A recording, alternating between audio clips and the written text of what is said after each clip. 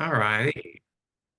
Well, let me just tick yes, I got that recorded message. Yep. Everything you say and heard, everything you say will be kept and recorded, yada, yada, yada. No. Um, so everybody, welcome to our final night shift session this evening, where we're talking PR Main Street, PR for Main Street and Precinct success. Really, really wonderful to be joined this evening by Jules Brooke, serial entrepreneur, PR expert, and founder of She's the Boss Group. For those of you who don't know myself, I'm Troy Stuchbree, the Vice President of Mainstreet Australia, and also the Association Manager for Sydney Road, Brunswick. So anyone in the inner north might be aware of Sydney Road, Brunswick. It's a great hip area. Can It is. highly encourage you to all visit it if you haven't already. And that's enough of a plug for me. So let me introduce Jules a little bit further. So Jules is the founder of Handle Your Own PR. She's the boss and Australian Women Speakers. Handle Your Own PR is the DIY PR service for business owners, including SaaS platform with media contacts. She's the Boss is about supporting, connecting, and making female founders and women doing extraordinary things in business more visible. And Australian Women Speakers was established to change the stats of 30% women speakers at events and 15% of panels having women. Her directory for women speakers makes them easy to find and book. Jules, I don't know about you, but I'm so excited for tonight because I know as an association manager, which we've already covered off, there can be a lot of business associations and trader groups out there with minimal to no funding to be able to do all the great work that they do. So PR is such, maybe not always an easy get, but I know we'll talk about that and easy wins and that Yep. sort of stuff.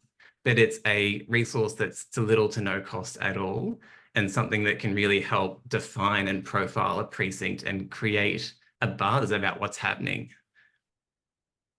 Great. Do you want Yeah, me to should we get started? I think so. I think if you're happy to I kick off, am I know you've very got an happy amazing to. presentation. All right. So I'm going to take you through a presentation. As it's a small group, if you've got any questions, put them in the chat. I'm not going to be able to see the chat, but we'll answer it afterwards. Or if you think that it's something that you want to talk about straight away, these guys can see it. Put your hand up and they'll, We'll jump that in. reaction hand, and we can do it. But let me just share. And it started one slide too early. Hang on, let me just. Uh, uh, okay. So first thing, I'm just going to reduce all of these so I can see my screen. Okay, so the first thing I thought I'd do is who the hell am I and why the hell would I be able to talk about something like this? I taught myself how to do PR. I then had an agency for 10 plus years called Handle Communications. And during that period, we hit the GFC and we were working with a lot of women who had startups. So I was right at that mumpreneur thing at the time. And when the GFC hit, a little like right now, everyone started peeling off and going, look, PR is not that important. I need to buy groceries. And I suddenly had this light bulb moment where I thought, why don't I teach people how to do PR? And so I built a business called Handle Your Own PR. I built what's called a SaaS platform, so software as a service, in 2017, where people can actually go on and run a whole PR campaign off it. And I've been teaching PR since 2003, which I guess makes me sound really old because I am. But anyway, that doesn't matter. I no longer run Handle Your Own PR, but I still coach people in terms of how to do it. So the first thing I thought I would ask all of you, and if Troy, you can read out some of the answers. Do you want to Hmm. just put into the chat why you would use PR? Like, what is the benefit of PR?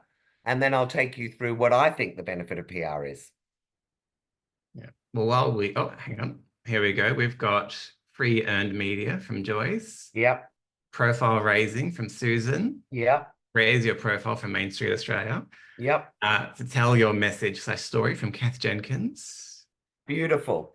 So one of the biggest reasons why you would use PR is because it works in the same way as word of mouth. Because if you are promoting yourself in ads, we all know that an ad is paid for by the person who puts it out there. So it's interesting and it's useful if it's something that you want, but it's not got that level of third-party endorsement that you get if somebody else tells people how great your business is or how great your area is. So it's the third-party endorsement, I think, that builds trust very, very fast, because we've all got our favorite newspaper, we've all got our favorite TV show or radio show. And if that person or that magazine or newspaper tells us that something is good, we believe it a lot more than we would if that organization came and told us that they were good. So the biggest benefit for me, I believe, is the endorsement. And I'll give you an example. I've done lots and lots of PR for companies, but the one thing that will happen with PR is people will chase you down if they read a story and they like it. And a really good example of that was I was working with a jeweler. She wanted something in the Christmas gift guides. We got it in the age one, but they got all the details wrong. So they had my phone number or my email. I can't even remember what it was, but it was, they'd mixed up the PR agency and the client and did a kind of a mashup. And I rang her to say, I am so sorry. This is kind of like wasted opportunity. And she said 36 people have rung me and ordered the ring already because they went and searched her down. So that's what happens when you do PR. It positions you as a leader or as something bigger than just the average Joe. And of course, as we were just talking about, it's free. And there is, other than social media, there is no other real type of marketing that's free. And the combination of social media and PR is incredibly powerful. So if you get clips and you then share them on social media, you may have noticed they'll go a lot further than they would if you were just doing a post about something. Mm. The other amazing thing about PR is that Google loves it. So, and I'm going to give you my potted, my potted untechnology version of what SEO is. So SEO is search engine optimization, and Google ranks people on, or ranks organizations on the amount of traffic they have and how much content they're churning through. So, if you're, which is why we all did blogs, because if you did a blog every day or once a week, then you would rise up in the SEO rankings again. Now, any media outlet is changing its content all the time and attracting a lot of people who are interested in the news. So if you can get a media outlet to talk about you, and ideally, and this is something for the trader organizations particularly, to do a backlink from there to find out more, go to brunswickroad.com.au or whatever it might be, then those backlinks will again help Google rank you more highly. But today we were going to talk about a few different things. So what we wanted to talk about specifically is how you can use PR to boost economic development in your area, to strengthen ties with your community, to build up awareness of your retailers and the businesses that are within your area or within your precinct, to drive tourism and investment, and to counteract any negative media. Now, I'm going to touch on all of these points during the course of this presentation, and then I'm going to tell you at the end how you can do your own PR. But the first thing that I want you to do is to start thinking outside of the box, because everyone wants to be in the Herald Sun, everyone wants to be in the Age. Newspapers are a holy grail for a lot of people, which means that you're competing with a lot of news that they're getting pitched to them all the time. So I want you to start thinking where else you could get a story that would get to your customers or that would get to your area outside of, your bog standard local paper, which I can pretty much guarantee that you'll get coverage in. But where can you get outside of that? This is a presentation I did for the Yarra Valley Tourism Association, and the only reason I've put it up here is to show you the sort of the breadth of where you could be going. So there's a Visit Victoria magazine. Of course, you should be getting stories in there. There's the Fin Review. Now, the Fin Review is a bit like the Age and the Sydney Morning Herald, quite hard to get into. You might only get one story a year. And you also want to think, is that relevant to your particular market? But if you have got high net worth individuals in your area, then the Fin Review would be perfect. Anya magazine is kind of a lifestyle online magazine. They take almost anything that you send them.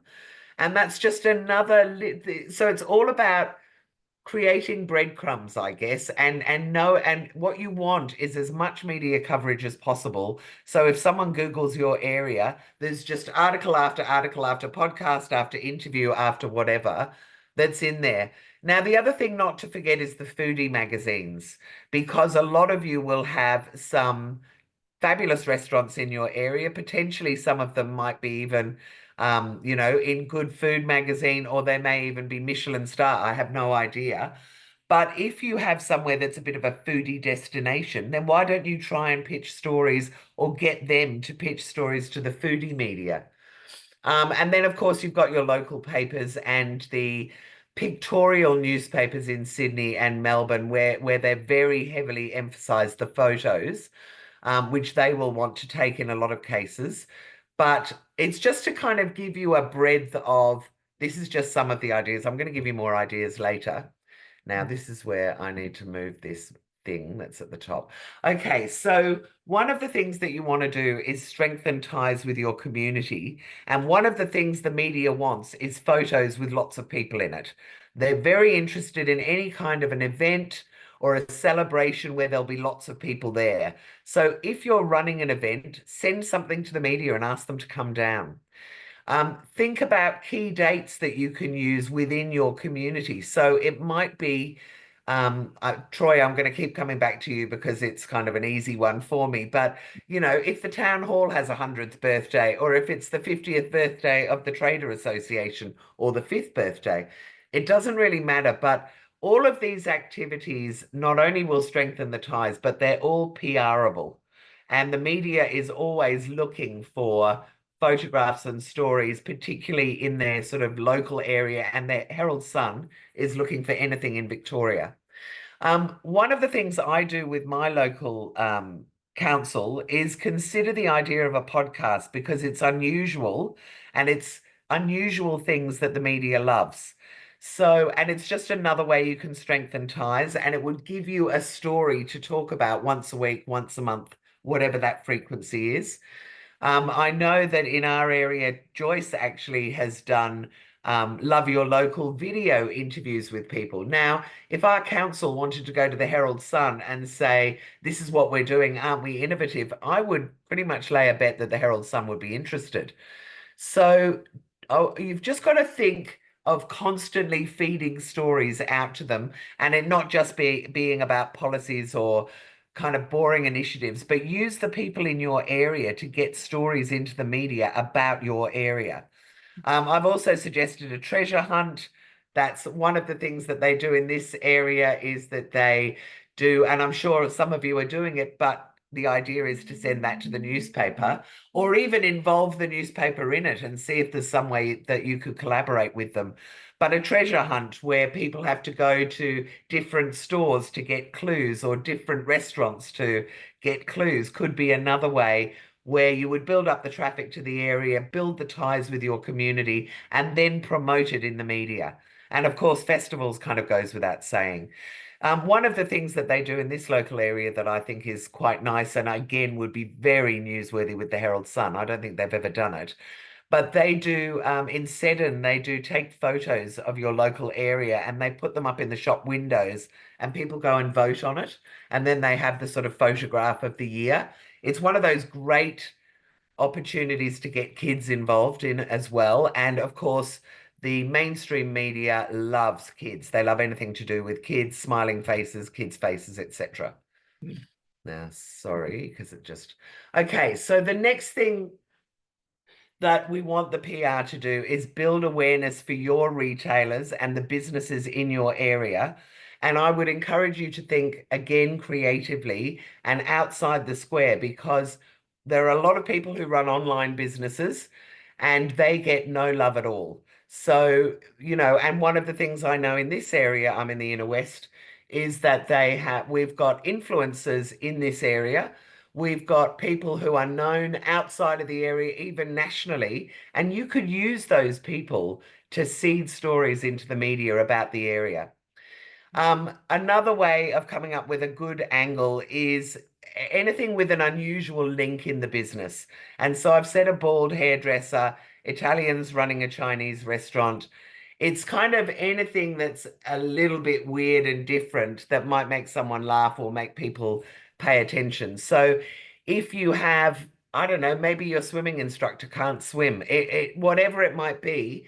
And one of the things that I would suggest that you do is you go onto social media and ask locals about, is there an unusual business in this area? Is there an amazing business that you reckon we should do some PR around? Go to people and ask them, because not only are you engaging them, but you will find gold in there that you possibly don't know about. The other thing that you can do, and all of these would be very newsworthy, would be to cross promote the area with local businesses. So have them promote something about the local area and you promote something about their businesses. And that combination could work. And I haven't thought that through, so we can discuss that a little bit later, how that might work if anyone's interested. And the other thing that you could do, and you could probably go to your local paper and ask them if they would be interested in running this as a regular column, would be something like a get to know the shop owner or get to know the local business. And you put forward businesses that you know stand out in their particular area. And the newspaper could run those stories, because what newspapers do otherwise is they just do the stories on the advertisers. And I don't know about you, but we've all read those stories in a lot of the media where it's as boring as. It's just that you know that they've probably paid some money for that. It's very like advertorial. Mm. So, for instance, in our local area, we've got a tiny, tiny, tiny little French store that, would be great in the media. We've also got the food bank. We had a business that was being run by immigrant women. So try and think about what would be newsworthy within your particular area. I think also before you continue as well, if it's all right, Yeah, Jules. And also there's a question in the chat that I'll also point out on as sure. well. But the idea of get to know the shop owner event or local running a regular story in local media and that sort of stuff is great. I know for us, for Sydney Road, we do a photo exhibition every year Yeah, where we great. up local photographers with local businesses, and they Oh, get a portrait of the business sorry. owner. And then also as part of that, write a bit of a bio as they do a small interview with the business owner. So they profile the Yeah. business owner. And it's a great way for us and for other people as well, if they wanted to do something similar, to understand more of a human angle. So it's not so much a business owner, but the person behind the business who's Yes. doing the passion that they're doing or sharing knowledge that they're sharing. And then I just would encourage you to not just send it to the local paper. If it's a hairdresser, send it to, we've got Mama Loves West around here. She's Mm, winning awards everywhere. We should be sending that, and how this area has her, to maybe a hairdressing magazine or a beauty section of Who Weekly. It mm. really can go much wider than people necessarily think. Absolutely. And I'll just Sorry. jump on. We've got a question. Yep. So how do you go about securing the age or son as a media partner for your event? Do you have any tips or tricks for anyone trying to engage media as Yeah, I think you go straight to the marketing manager. There is a marketing manager for the age. She is the one who creates partnerships. Sometimes they have a partnership manager, but I'd start at marketing manager and go and have a chat with them and talk about, it can't, so it has to be a two-way street. They're never going to just do it. But what you could do is is give away, like at Jeff's Shed, whenever you go to a trade show, it's sponsored by The Age or the Herald Sun, and then they give away the newspaper at the door. So those kind of things could work for you. But really, you want to go to the marketing manager and you want to suggest to them that there's a way that you could collaborate. So maybe it is, I mean, one of the things I've been trying to get the Herald Sun to do would be to give away coupons, maybe where people could win a free $50 prize to spend anywhere on your shopping strip, and do one every day for a week if they run stories every day for a week about your area, Hmm. or if they showcase some of the shops. Yeah. Let's talk about that a little bit more. I'll get through this kind of grunty stuff, and then we can be specific about it. In terms of driving tourism and investment, I think you all know that festivals and events will make your precinct a destination. But also, again, think of Gourmet Traveller. Now, there are people, and think of the Grey Nomad magazines, and RACV magazine is always looking, and I know NRMA as well, looking for kind of lifestyle stories. So there'd be a lot of media that I think you're possibly not thinking of that are looking for stories around that. There's another magazine, I don't know whether it's still around, that used to be Holidays with Kids. And then there's foodie blogs and foodie podcasts where people would love to talk about a foodie destination. Or, Joyce runs a parenting, or used to anyway, but runs a parenting blog about places you can go. Joyce, I'm just interested, do you get a lot of shopping precincts pitching to you and trader groups? No, never. There you go. And that is wide open. Would you run a story on that if one did want to collaborate with you in some way?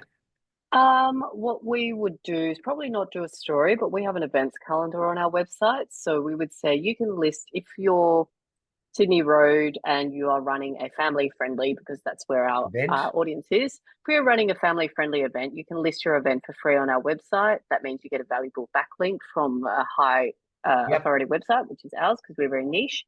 We also curate a newsletter twice a week, and we draw events from the events calendar to curate that newsletter. So you've got to get in the events calendar first before we even know that that exists. Very true. In order to be then promoted on the newsletter. And if you were running a special Parents and Kids Day, then you would go out to all the parenting media, particularly the digital media, and say, this is what we're running. And not only will they put you in the events calendar, but I could almost guarantee that you could sit and brainstorm with Joyce an angle that would end up in a bit of a story as well. So, because there's always a way, but people are not going to do a story that sounds like an ad. And I think when we get to how to do it, I'll explain that a little bit more. Food and beverage is a destination thing. A lot of people will travel for, food and bev. I often see the cronuts kind of, and I don't know whether it's you, Troy, but I often see stories in the Daily Mail about some new shop that's open that's got a queue outside the front. Someone takes a photo of it and pictures it to them as the hottest new place to go. So there's lots of sort of ways that you can spin it. Live music events goes without saying that you will get lots of people there, but have you thought about putting them out into the tourist magazines or the backpacker magazines to let them know, Time Out, again, always looking for stories. Another thing you can do is to, create an amazing prize. So go to each of the shop owners, ask them for gifts, and create an absolutely incredible hamper that people could share on social media and have to tag your precinct or whatever. Once you get volume in terms of the people that are going to those events, the media will take that as newsworthy straight away. And then tourism magazines, which I've already talked about. Now, the other thing that Liz wanted me to touch on is the stories we're hearing in the media recently about gangs or about graffiti. And she was saying to me, how do you counteract that? So the first thing I would say is, if it is a very delicate situation, go and talk to a crisis PR person. But the logic behind it is that you need to replace all that bad news with good news. So, in order to get rid of or push down all those negative stories that appear in the media, you need to come up with some positive ones. And, I see stories they're all that it's all a media beat up anyway, but they will often do stories about, Sudanese gangs. Well, in Footscray, we've got some beautiful Sudanese restaurants, and we've also got Sudanese leaders that might be able to do a story instead. So it's trying to think outside the square. How can you replace that bad news with good news? And if it's a very delicate subject, then just do something completely different. Guess what? We have a bike recycling plant in our place, so that you're not talking about it at all, so they can't draw you in to those stories. I kind of say to people that if you want on your first page when someone Googles you to be all good news, then you probably need about 10 or 15 articles published. So that is sending out every couple of weeks. And if you've got a marketing person, great. If you haven't got a marketing person, you can schedule posts ahead of time, but you could also think through the key times of the year and pre-write articles that you know are going to happen. For instance, there's always the Yarraville Festival. There's always the Spring Racing Carnival. There's always, I think in one of them I've done, that waiters race on Lygon Street. So if there are things that you do every year, you can write those media releases well in advance and just drop in some photos or send that to the media outlet beforehand. And that actually probably also is another good question in terms of regularity of pitching stories and angles. How, outside of key times of the years or key events and activities that might be run on an annual basis, outside of that, is there a key schedule that associations then should be looking at delivering these kind of content out on? Yeah, I suggest when I work with people, I sit down and write the calendar from January to December, and I put in Cup Day, Father's Day, Breast Cancer Month, So basically, the media runs on retail, same cycles as retail. Valentine's Day, Mother's Day, back to school, end of financial year, which of course gives you another excuse to do a new year or new good habits, which would be good for, if you're running an active campaign. Father, and any international day of the something or other, and you can go and look them up. There's approximately 10,000. I mean, in America, there's Walking Backwards Day. There's definitely World Donut Day. There's definitely World French Food Day and all sorts of silly days. But if you can make that connection for the media and send it and give them a bit of notice, then they'll run those stories as well. But in general, they're running on pretty much the same as the retail. Yeah. And that cycle. could also be really good. I know myself as a business association, our professional services and health service businesses can be harder to engage with and promote as part of our funding agreement to be able to promote the businesses. So these kind of angles could help, I suppose, provide a platform to promote those areas. Yeah. And the end of financial year is a good one, and the new financial year is a particularly good one. But you could use that but I mean, there's always business angles you can use, and the media loves to write about people, though. They like stories. They like stories, and newspapers also want stats. So if you can find some stats to back up your story, they're more likely to put it in. Yeah, no, that's great. But you're already, all of you, coming from a place where you are an organization, and so straight away there is credibility. So I think probably the biggest problem that a lot of the precincts and the trader groups would have is that they're probably putting out stories that are too commercial, that will end up in the event listing as opposed to a story on page 3 or page 5.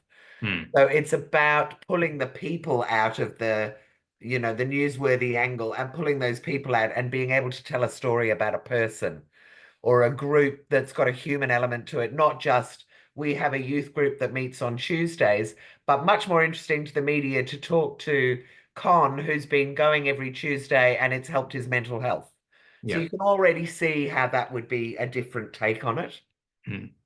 So how do you do your own PR and get the media to pick it up? Well, I just want to take you through a few myths that are out there that aren't true that stop people from doing PR. The first one, and I think we hear this all the time, and it's basically put out there by PR agents, is, journalists don't just pick up the phone to anyone. They only talk to people they know, or they'll only open an email from someone they know. And that absolutely isn't true. Journalists, well, here's an example just for radio. So this was me doing an interview with Steve Price. 3AW had a show called Talking Business they used to do on Tuesday nights.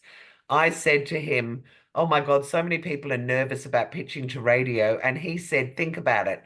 We run 24 hours a day, 7 days a week, and a media interview or a radio interview is normally about 5 minutes. How many of those do we need every day? And so basically, what I want you to glean from that is that all the media need people to send them stories, or there is no media. It's not like the old days where they put on a hat and go out and walk the beat on the streets and see if they can find a story. They literally just sit on their computer and wait for the pictures to come in. So you will find that there is a massive appetite and that you could send them something every day. And if it was a different story every day, you've got a very good chance they'll pick it up. And the other thing is, if you start to get to know the journalists, they will come to you if they've got something that they think you can comment on or a story where they think they want you to be involved. So that's one of the benefits of doing the PR yourself. Now, I don't know whether this is as relevant for precincts, but I'm going to bring it up anyway because a lot of the smaller media outlets and the industry magazines and newspapers and some newsletters will tell you that only if you buy some space will they run a story. And that is absolutely not true. Journalists sign up to a code of ethics that says there can be no commercial or personal influence on editorial content. Now, I used to work on the Southern Cross newspapers, which was a group of 5 papers over in sort of St Kilda and Paran. And the editorial department and the advertising department never sit next to each other because there isn't allowed to be any influence. And when I worked at the Herald Sun, they were on different floors. So what I mean by that is you say to them, well, this is what I say to them anyway, and this is a good way if you haven't got much money, is to say, listen, I think this story will really resonate with your audience, and that's why I've sent it to you. If you run it and I get a really good response, then as soon as I have an advertising budget, I'll be coming back to you. And then what you'll find is the ad rep goes running off to the editor and says, can you make sure you run this story? Because they might do an ad next time. So you can kind of play around with it a little bit. But if you've got relationships with the advertising department, it's time to break those relationships and start courting the editor. And really, if you're a trader group or you are a shopping precinct, I would say you could ask the editor if you can catch up with him for a coffee or her for a coffee and brainstorm ideas, or say, I've got 2 or 3 story ideas. Could I shout you a coffee and run through them with you? Even if they don't take those ideas, you've now got a relationship with that editor and it'll make it much easier for you to get stories in there. This last one is a bit of light relief, but I think a lot of people, and you'll find that when you go out to your shop owners will go, oh my God, I can't talk in the media. Not me. You've got to be an expert or you need a degree to be able to talk in the media. That is so not true. And I wanted to show you these 2 first, just because they make me laugh. So the guy on the left got on BBC Breakfast as an emoji translator, and the guy on the right got on the Food Network as a shredded cheese authority. Now, I've run stories from a guy who ran a bed, who we said was a sleep expert because he could talk about different mattresses and the best way to sleep on it. So everyone is an expert in their own little industry, their own little microcosm. Even down to I spoke to a woman and she said, I just grow garlic. What can I do? And I said, people want to know, how do you store garlic? What kind of garlic is the best kind of garlic for different foods? What are the different colors of garlic? What's the purple garlic compared to the white garlic compared to black garlic? So there is always an angle you can come up with. And if you run out of anything juicy, you can just go and offer tips, 5 tips that shops should be doing in our local area, or 3 things you might not know about our shopping precinct. Anything like that, anything where you're educating people, the media immediately love it. So, that looked much better when it was smaller. Sorry that that's all pixelated, but let's get started. I'm just going to run you through the 6 steps to running your own PR campaign, because it is free if you don't have to pay a PR agency. So why not do it yourself, learn how it works, and then even if you do engage an agency, you've got a much better idea of what they're doing, whether you're getting value for money, and what the process involved is. And if you've done your own PR, you might even be able to say to a PR agency, these 4 media outlets love us, because then they could just keep feeding those stories through. Anyway, so the first thing that you need to do is prepare. Then you need to come up with a story angle. Then you write your media release. Then once it's written, you're going to contact the media. Then you're going to do follow-up, which is really important. And then you make the most of all the coverage you've got. So I'm going to take you through these steps one by one. So the first thing is that you definitely want to prepare.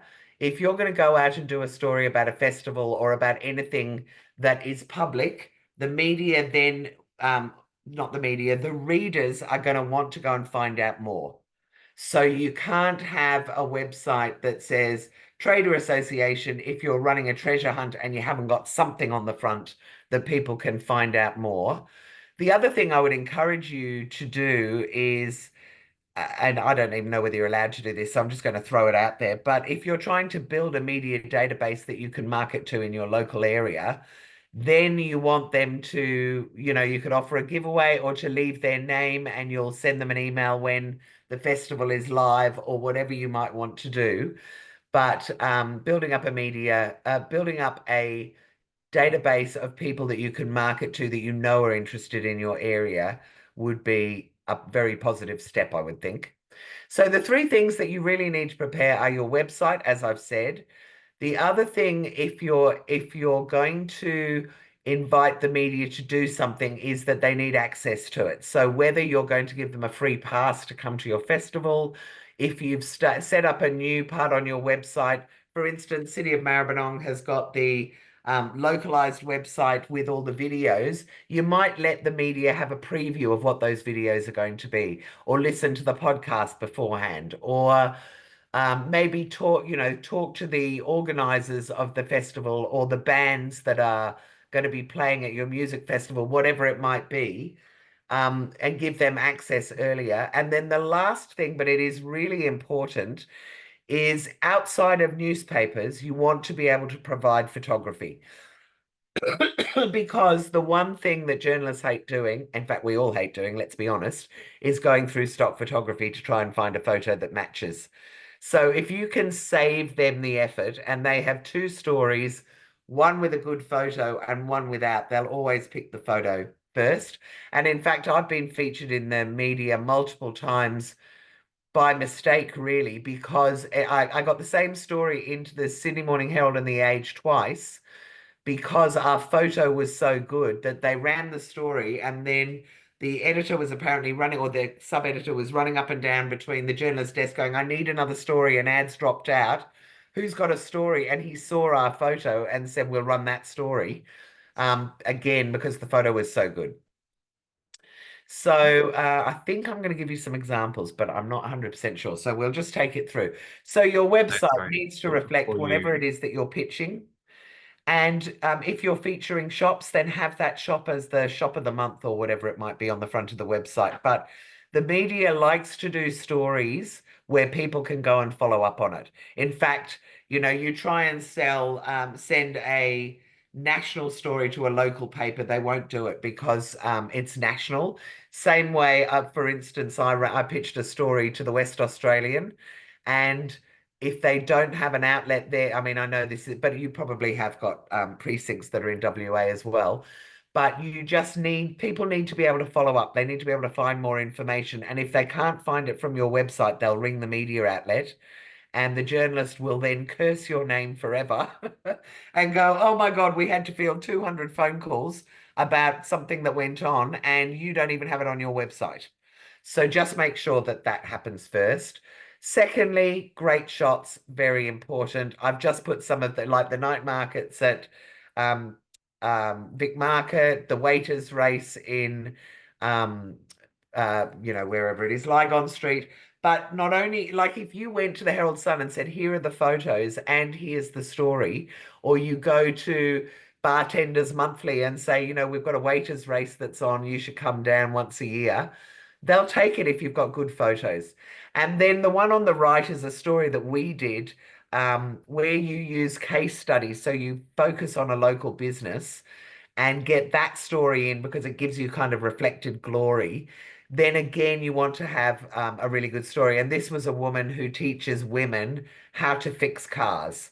So already it was unusual and it was different. And then she's got this fabulous 50s look, and they just went for it. She got lots of coverage. So if you've got people that look a little bit unusual in your area, the media are going to be interested in that. We've got a great guy, an Indian guy with a turban and a big handlebar moustache where he twirls the ends.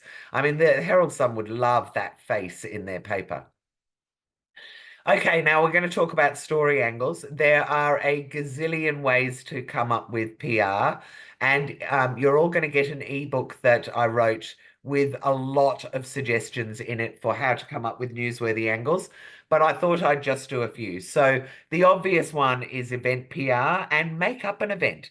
It doesn't have to be a big event, but if you're in Werribee and you're trying to get people to the Traders Association, or you're Simone and you're trying to get people down there, then even if it was I don't know. I shouldn't have said that now because I can't think off the top of my head. But you could make up a small event that will just get the media interested to come in and talk about, what a shop is doing, that it's their 10th anniversary and they're going to offer champagne to everyone who comes in that day. Again, that's newsworthy. And the best way to find these stories would be to be going out on social media to your local social groups and asking people what's going on, and then using that and knowing that you've kind of done a little bit of publicity by just asking those questions. Now, the other thing that a lot of tourist outlets do, and I think that it would probably be relevant for precincts, is a media famil. So that is when you invite a group of media down and you take them through the shops. Now, you could, or take them through the area. You could easily set that up because, particularly for the tourism magazines, for the travel sections of newspapers, for something like Holidays with Kids, you can set it up by inviting the media in and putting on a little bit of a lunch and take them through and let them meet people and give them story ideas. These are just some of them. Obviously, Puffing Billy, I did some work with Mount Dandenong, is a really obvious tourist draw. But there are beautiful shops at the top of Mount Dandenong in Sassafras that they could easily do something around there. And then on the right, it was Yarra Valley, and they did, what are those called? Anyway, those sort of unicycle things, I can't think what they're called off the top of my I head. can't think what they're called either, so I can't help you, but anyway. No, they've got that. I can't. Yeah. Anyway, I think Elon Musk invented them at first. But anyway, they did that through the vineyards. So this is a story about the area, but also it's now showcasing one of the vineyards that they've got in the area. And the other thing is prizes. Sorry if I interrupt. We've got about 10 minutes left, just letting you know. Sorry. No, that's all right. Okay, I'm going to rush through. I've got probably another 20 minutes worth of speaking. I'll race through this, and then if anyone wants to stay behind, we'll talk. Prizes I've talked to you about, but doing things with various shops also good, but don't offer too much. The media will do a story on a prize, and it doesn't have to be, you giving away the farm. It could be one item of $50 or less from 8 retailers or from 10 retailers. And they might run a little story like, head down to Brunswick Street because there's a thing going on this weekend. Your media release needs a really strong headline, and then the first paragraph is everything. In fact, I would even say the first line. So your strong headline becomes your subject line in your email out to the journalists. The first paragraph, it might be all they read. So you need all of the information in there, and then you can expand on it later underneath. And the last thing I would say is everybody forgets to put a call to action at the bottom. If you want to know more about this, go to www. It's very simple. A journalist is never going to volunteer to do that for you, but if it's in there, they will probably include it. Don't complicate your media releases by putting lots and lots of messages into them. One message per media release. If you've got 5 things to tell them, then do 5 separate media releases and elongate the amount of coverage that you get. Don't get clever about your format with media releases. It's basically a Word document. Journalists just need to know that they can cut and paste it and put it in. So again, good photo and then a Word document or a PDF that you send them is enough. Your first paragraph, as I said, you need to get to the point very quickly. Then when you're contacting the media, this is the one, I guess, that I really wanted you to think about. Think outside of your local papers, your local area, and your local radio and your local magazines. That is terrific and goes without saying that you should be going to those media all the time. But think about tourism media, foodie media, parenting media, sports magazines. If you've got a good running track, there's sort of men's health and women's health magazines. There's also marathon runner magazines. One of the things that I do is go to isubscribe.com.au and look at the different categories, that'll give you an idea of the different media, and it'll tell you some of the magazines that people are subscribing to that you might not be aware of. That's a And good. the other thing is newsletters.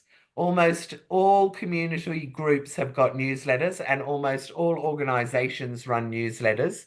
So why not, as Joyce was saying, ask if you can be in the newsletter?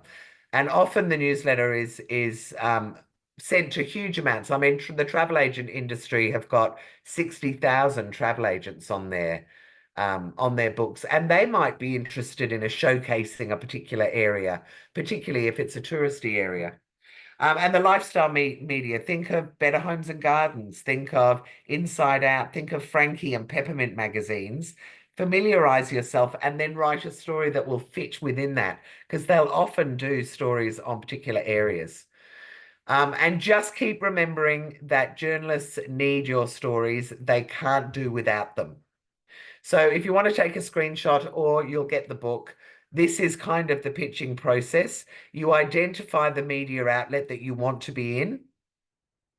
Then one of the things that I do these days is, because what you're going to do probably is ring that media outlet and ask to speak to a journalist.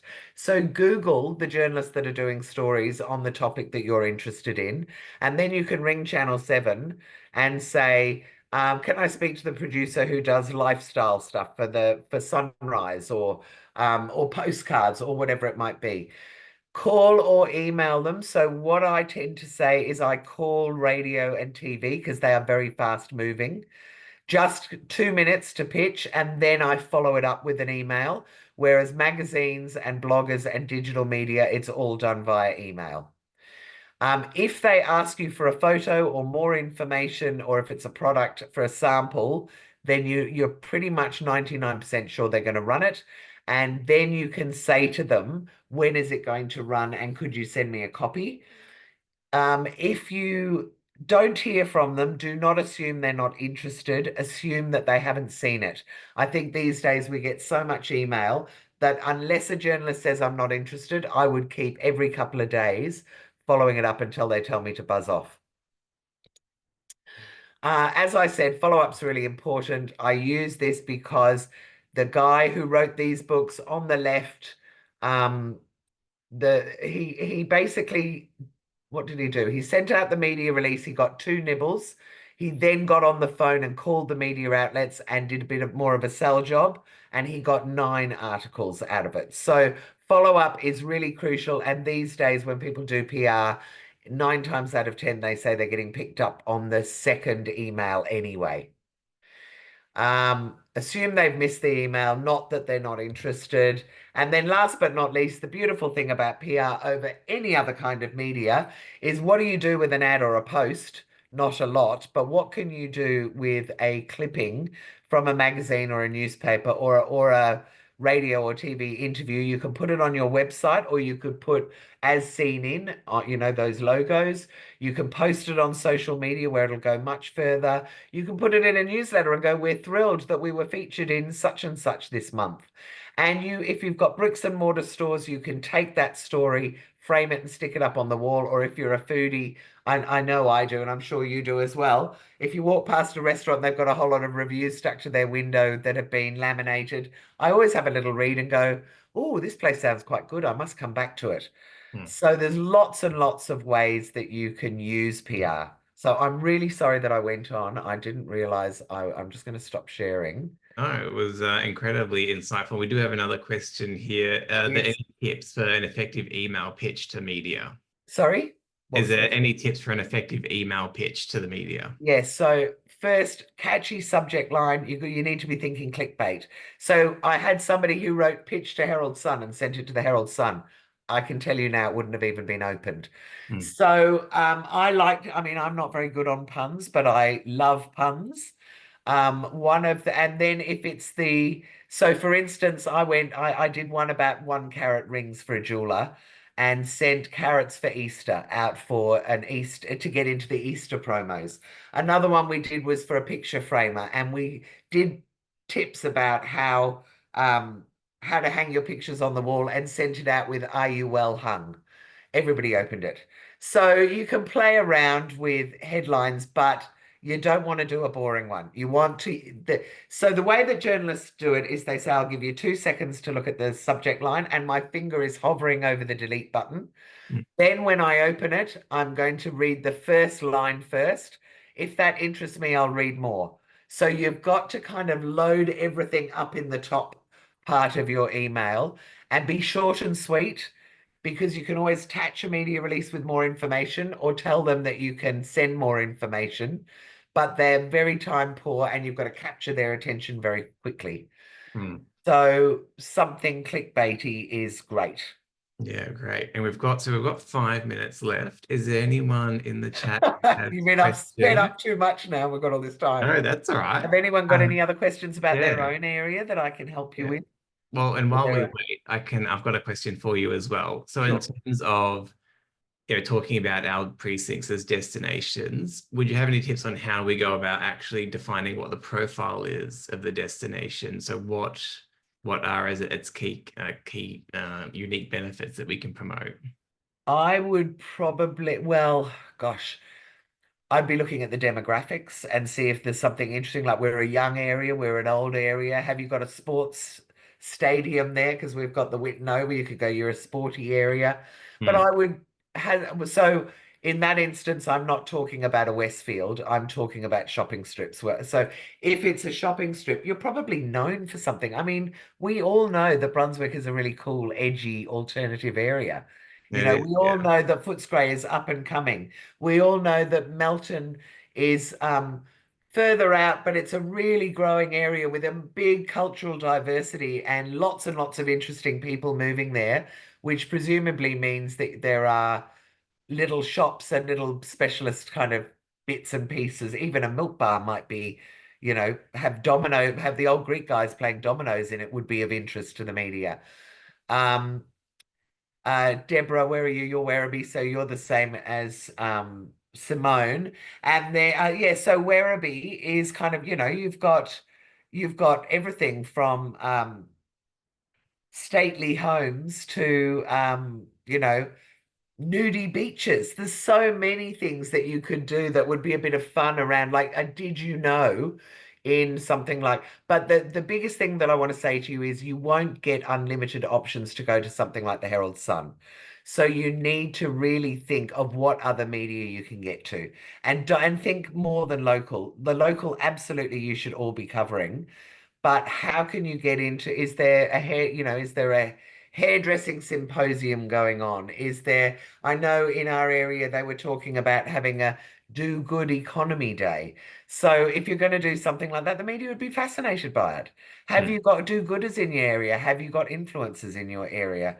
And probably the best way to find out would be to go and ask in social media groups. I mean, you'll be able to get some of it from the demographics, but I really like that idea of engaging with the community to say, who do you think we should do some PR for? Because you'll get loads of them coming out and you'll get to know people that you haven't heard of in the area. Yeah, no, absolutely. And I think also your tip around I subscribe as the website to check out .com.au for any things that you might be thinking in terms of topics or themes is great. I know we've put it in the chat as well, so it's in there for anyone to And also what media you could go to that are covering those topics. Yeah, so that's what I use it for, because people go, how many parenting magazines are there? And I go, hang on a minute, let me go on I subscribe and find out what's still around. Yeah. And then of course Google, Google parenting media Australia, and all these blogs and podcasts will come up as well. Yeah. And there's no reason why you couldn't do podcasts. Yeah, no, exactly. As a guest as well, and put forward your people through. And particularly, everybody has champions who absolutely love their local area. They're good ones to use as spokespeople. Yeah, no, absolutely. And so I know it's been commented in the chat as well from Liz, our executive officer, that we'll be providing a copy of the slides that have been run through this evening, and as well as the ebook that has been discussed as well as a great, phenomenal reference for anyone to check back in on. There's lots and lots of content in there. Yeah, so the ebook is about 40 pages of exactly how to run a PR, all the stuff I ran out of time to run through, and lots about newsworthy angles and how to milk them and how long, because of course you've got monthly media, and the monthly media work 2 or 3 months ahead, and right up to TV and radio and newspapers that want it, you know, is it happening tomorrow? We're not interested if you tell us it's 6 months ahead. So Yep. you can play around with all, and it explains how all of that works as well. Yeah, they're wonderful. Well, it's 8 o'clock, so everyone's I'm sure got lots of things to mull on and think about. I want to thank Jules. Thank you so much for coming on the Mainstreet's night shift session, our last one for the year, and giving us such a thorough run through of PR, such a wonderful free resources for people to jump onto. So thank you for really taking the time to My explain. absolute pleasure. Thank you so much for inviting me. And if anybody does want to have a chat with me or whatever, I'm sure Liz will give, or I'm Jules at she'sthebossgroup.com, but I'm very happy if someone wants to run an idea past me or pick my brains. Wonderful. Thank you so much, Jules. And thank you so much, everyone who's joined us this evening, for taking time out of your really lovely weather evenings. And I hope everyone's got some kind of beverage after this to enjoy the rest of the evening with. I know I've got a Riesling sitting Cheers, by everyone. my side. But yeah, thank you so much, everyone. I hope you have a lovely evening, and thank you so much for taking the time to join this night shift session with Mainstreet Australia. Thank you so much, Liz and Troy, for putting it all on as well. All right, Thank you. thanks, Jules. Thanks, Thank you, everyone. And Jules. That was Georgie. amazing. Thank you. Great. Thank you all. Bye. Jules.